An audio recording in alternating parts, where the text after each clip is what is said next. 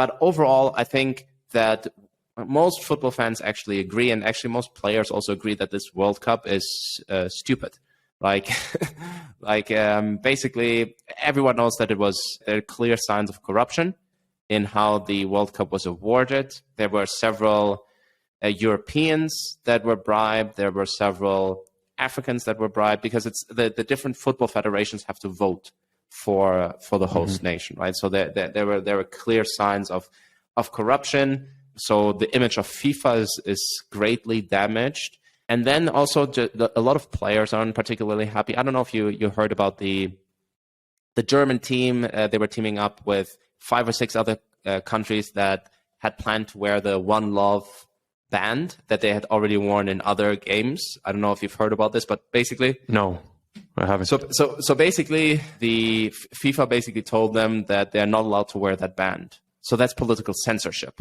So that's another own goal, for Qatar and FIFA. They've basically said, hey, you're not allowed to wear this. And if you wear this, you might be awarded that there will be some kind of punishment. And they didn't actually say some kind of sanction. And they didn't even say what type of sanction it would be. They said it could be a yellow card, but it could also be a reduction in points during the group stage.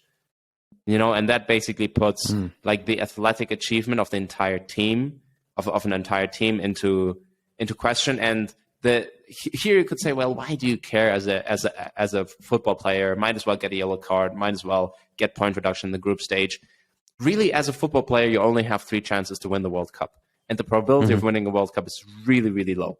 For any country, even for the top countries, for Argentina, Brazil, etc., it's below 15% probability for the top nations to win a World Cup. It's so difficult to win a World Cup, right? So if you only have 3 chances, realistically speaking, as a football player to win the World Cup, to participate and win the World Cup, you're not going to.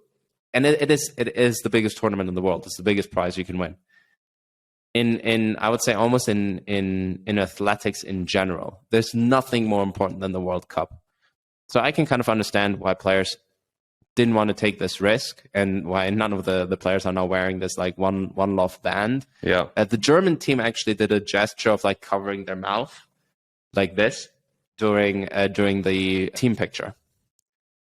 Kind of saying, oh, they're censoring us. So that was kind of the political statement of the German national team, who lost shamefully against Japan, which was super, super, super annoying. I was watching that game yesterday, and I was just I was just fuming.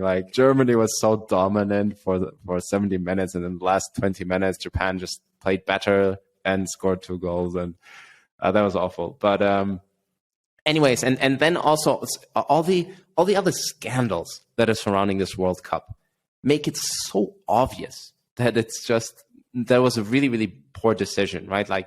All these workers at the construction sites that have died. There's this one number that says 6,500 immigrant workers have died over the last 4 years on construction sites. Obviously, that's not just construction sites for the World Cup, but just in general. But there's a very, very large amount of people that have died, and basically it's because of the temperatures in Qatar, right? Basically what happens there is that they're just out in the elements, and they die of dehydration and of high temperature, basically. So and that leads us to the other point, which makes this World Cup extremely stupid, is that it's in the middle of the desert. So it's in the middle of the desert. It's a really, really taxing climate for athletes.